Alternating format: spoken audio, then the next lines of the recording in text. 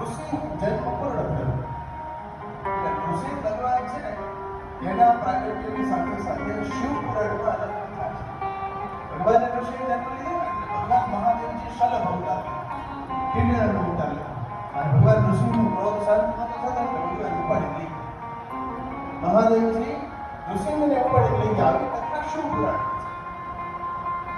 ભગવાનને શાંત કરવા માટે એટલે એનું સામર્થ્ય દેખાડવા માટે કે એને મને કીધું કે આપણે દહીંમાં જુદું જુદું આપણે બાંધવું કે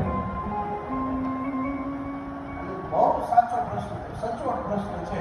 એમ માનીને કેમ લેવું? એટલે ભાવ તો એવું છે તમારા જે અધિષ્ઠાતા હોય, તમે જેને મનથી માનતા હોય એની કથા જેમાં છે એ તમારા માટે શ્રેષ્ઠ છે.